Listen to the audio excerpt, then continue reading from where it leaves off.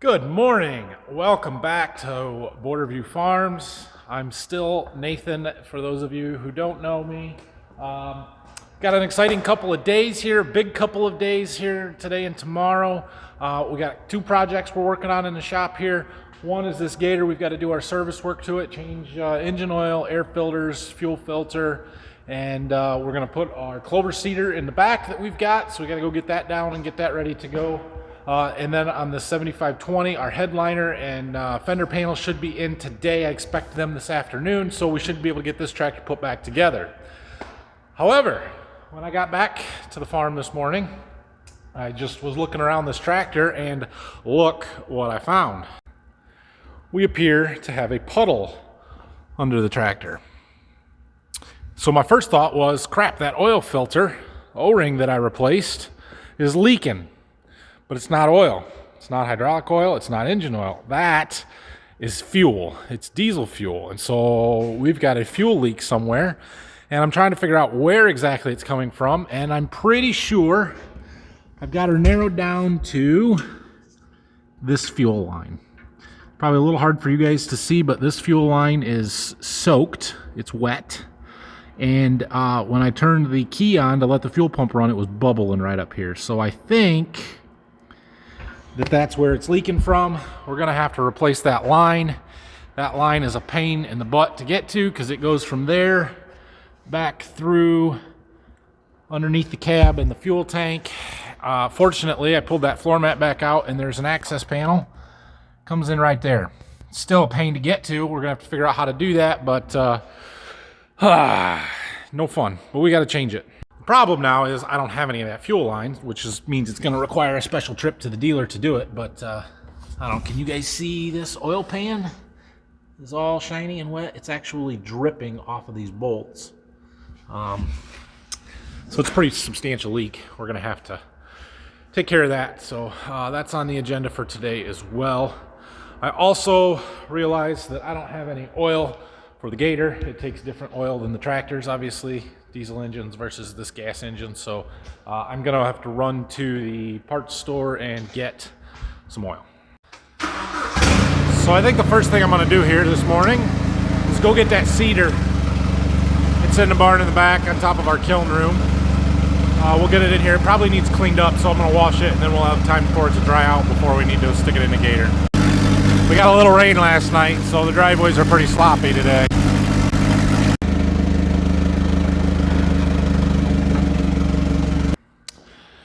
So this is our seeder we use for Clover. Let's call it highly customized. It's not really homemade, but it's highly customized. So the base unit down there, the spinner and the cast piece, is a old herd spreader that we had on the back of a four-wheeler at one time. And it had a tin or steel galvanized hopper on it that held about 50 pounds of seed. And that wasn't enough. We had to keep refilling and stopping all the time, so we took that off, built this custom plywood box. I can dump 3 bags worth in there at a time, and we can actually cover some ground with it. So, and then we modified the mount so to get it to go into our Gator instead of on the four-wheeler. It works pretty good. So I'm gonna wash it up here just with the hose and get the dust off and stuff, and we'll let it dry. And then after we're done changing oil and servicing the Gator, we'll get that installed here maybe this afternoon. Okay, that's cleaned up, looks better. Next thing I'm gonna do is start this Gator up, let her run for a few minutes, and then we're gonna change the engine oil in that, or at least get it draining. I gotta go run and get oil, but I'm gonna drop this stuff, let it drain while I'm gone, and then we'll come back and fill it back up.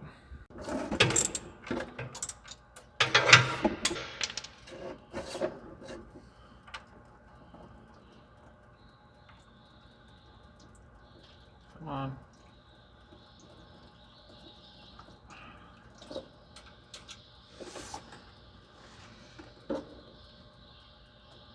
Ugh. Dang it. There's a magnet on the end of the drain plug and it's stuck to the oil pan. I can't get it.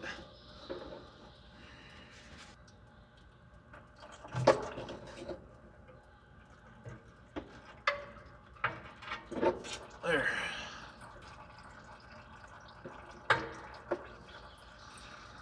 All right, I am going to let that oil drain for a little bit and run to the local auto parts store here and get some oil. It just takes 10 W30 oil in this, so nothing special. Okay, I lied. I'm not going to the store right now to get that oil. Apparently my agronomist, our new agronomist, is stopping out here in 1 minute, supposedly, to go over some of our plot plans for this spring. So him and I are gonna meet for a little bit and kind of go through the details and plans of what exactly we want to do and accomplish. And then I'm gonna go get oil. All right, well, I've got a plan for some plots and stuff, some different trials that we're gonna do this summer. Hopefully weather cooperates and we can get this stuff planted this spring, but we're going to do some things like obviously different variety trials and everything, but population trials, starter rate trials, planting depth study maybe, and a fungicide trials, that kind of stuff on corn. I also want to do different seed treatments on beans and some of that stuff. So you guys will see a lot more of that this summer as we get into that, but just making plans for right now. So I am off to get that oil that we need to finish the Gator and lunch, because it's lunchtime now, and then as soon as I get back, we'll finish that project. Okay, I got oil. So since this has been draining for several hours now, we can go ahead and put the plug back in there. We're gonna change the filter, and we'll get oil back in it. Okay, got the oil filter changed and the plug put back in. I got a quart of oil going in there now. While I'm waiting for that to drip, I decided to change this air filter here.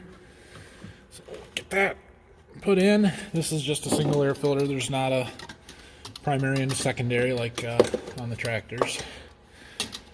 And then we'll get this cover put back on here.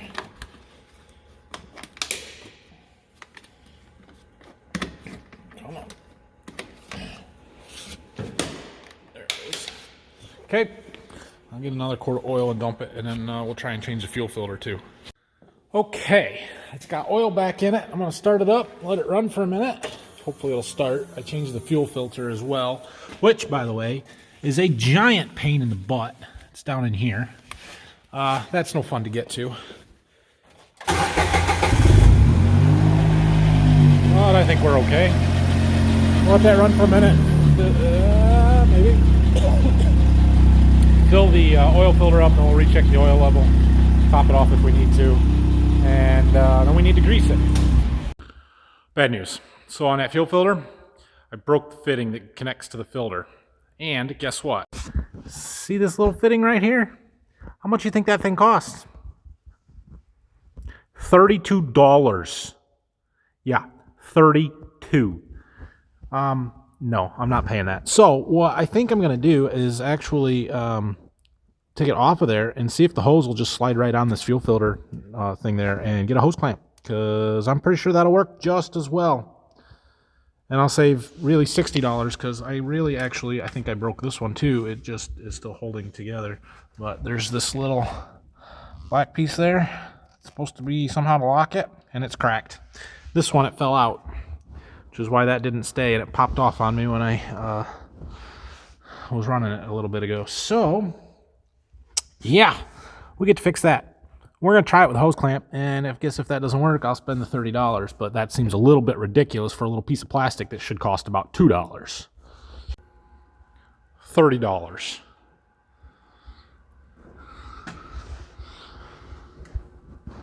$0.20 hose clamp.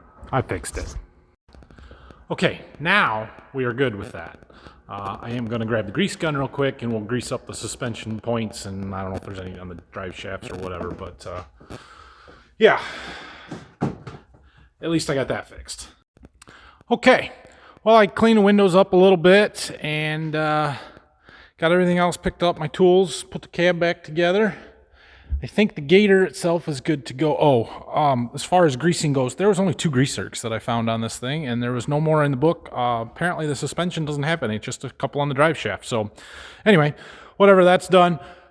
We need to get that cedar in here though. It's sitting over there, it goes in the back. I'm pretty sure, if I remember right, we've got to take the tailgate off to do that, which taking the tailgate off involves loosening up these side panels so you can spread it out. There's a bolts somewhere here and under there maybe, I don't know. Anyway, so we're gonna go ahead and do that. All right, I have got the tailgate out. The way that our cedar fits in there, it's kind of a custom designed mount here for it, but there are a couple of these bolts here that go in these holes, and we use them to secure the front of the box. So I'm gonna go grab it and slide it in there, and we'll get it secured and you'll see what I'm talking about.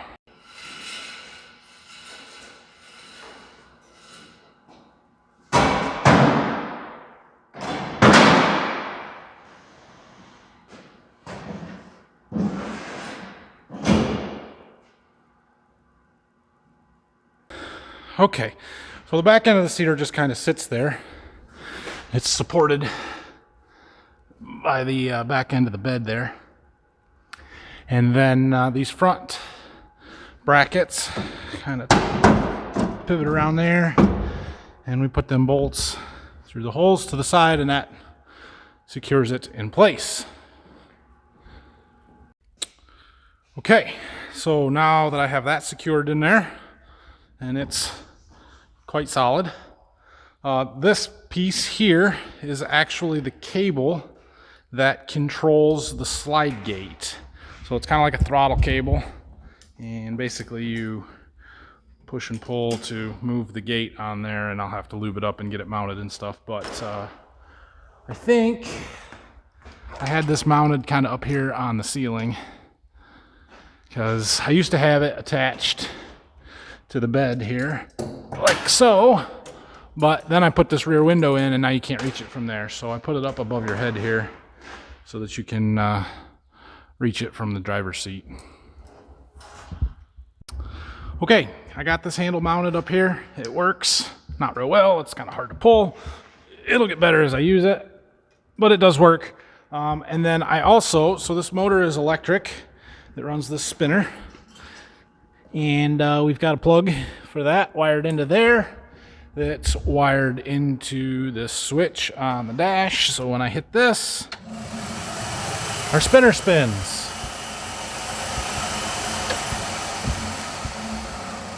Which is a good deal. So this cedar is supposed to make about a 28, 30-foot spread pattern, so that's kind of what we go by. Our spinner is getting pretty well worn out, as you guys can see here. I probably should replace that, and I will replace that at some point, but I really don't have that much clover seed to do this year. We're only going to do probably, what, 80, maybe 150 acres. So I'm not going to worry about it right now. And yeah, that's what we got. I do need a shield. I've got a old field sign that I put on here to keep it from flinging a bunch of seed into the bed, and I got to get that put on. But other than that, this is pretty well ready to go. It is going to be a couple of weeks yet before we get to it. So now back to our tractor and this fuel line, and I was looking at this, and it is for sure leaking right here on this fuel line. And instead of taking the whole dang thing off there and replace it, I'm going to try and cut it off just short and sticking that on there, seeing if that fixes it, because that makes this a whole lot easier if that works. Well, I don't see or hear it leaking at the moment. That hose is clearly soaked. That's from it leaking before and me just changing it and spilling a little bit, but I think that's going to work. We'll have to run it and just keep a real close eye on it and make sure, but I think that's good. Now, I would like to be putting a headliner in that tractor, but the dang FedEx guy still hasn't been here, or at least if he has, he didn't bring stuff out to the shop. So I'm gonna go walk around outside and check around the house and make sure he hasn't been here, but I'm not very happy with FedEx at the moment. Well, as it turns out, FedEx has been here. And, well, this box was open, which has me a little nervous. I need to get this out of here. They just put it up by the house, which FedEx is, they aren't the sharpest tool in the shed, let's just say. UPS around here is much better. That guy will bring shop stuff to the shop, house stuff to the house, and everybody's happy. Oh well, no big deal. So I'm gonna take that headliner out, make sure everything looks okay, and then we're gonna start putting it back in, because that one's gonna go in first.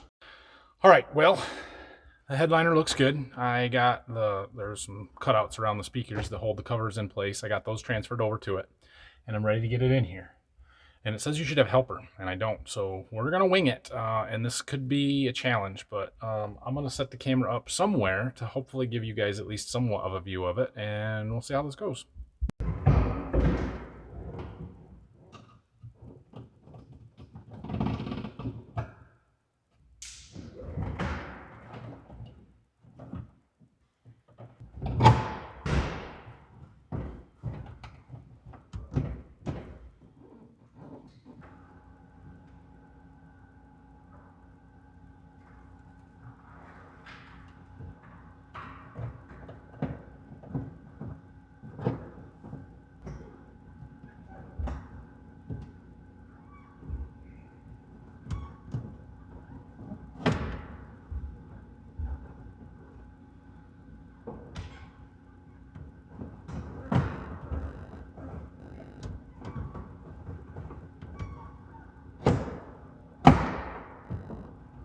Well, what do you think? I got it. It's all back in. At least the headliner. I haven't gotten that side panel in yet, but yeah, I'm pretty happy with that. Looks good. So, I gotta do the headliner or the fender cover next, but it's almost 5:30 tonight, so I'm quitting and going home. So I'm a little disappointed we didn't quite get done with this today, but we did get our Gator ready to go, and we're close on that. Just a little bit more, putting the cab back together, and that'll be good. So the rest of the week's going to be a little bit different from here on out, guys. So as you may have figured out, tomorrow will be video number 100, which is hard for me to believe considering I started this on October 13th. So yeah, when I started, I didn't think this was going to be a daily video thing. I certainly didn't think it was going to be a daily video thing throughout the winter, but that's just kind of how it's evolved and it's gone. So my plan for tomorrow is to do a little farm tour. I'm gonna kind of show you around the whole farm here, all the equipment that we got in the barn out back. Some of it you've seen, some of it you haven't. We'll walk through the grain system a little bit. We'll even go through the barn, our old pig barn out there that we don't use for much anymore, but Dad's got his woodworking stuff out there. So that's my plan for tomorrow's video. Yeah, we'll see how it goes. My plan for actual work tomorrow is not much. I'm gonna finish up that tractor, which won't really take that long. And then I think I've got some running around I need to do, so won't be much to put in an actual video anyway, which is why we're gonna do the farm tour instead.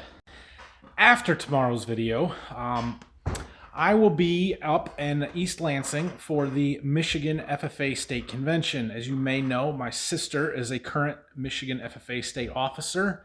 She'll be giving her retiring address on Wednesday evening, and I get the honor, I guess, of introducing her for that. So I'm pretty excited for that. And then I'm going to spend the rest of the week up there through Friday, just kind of hanging out, watching her, doing whatever I need to do to help her out. So I was a state officer 15 years ago, and it's kind of cool to watch her going through that now.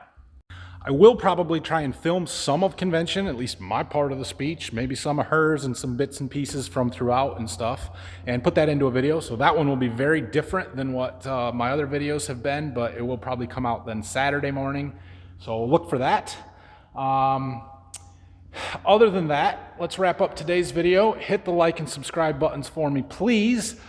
I appreciate all of the support that you guys have given me, especially over the last couple of months. I realize that we are going on 3+ months of doing nothing but shop work, changing oil, waxing tractors. As one of you commented, it's turning into the John Deere Wash and Lube channel, and yeah, sometimes it feels like that. I'm ready to do something different, trust me.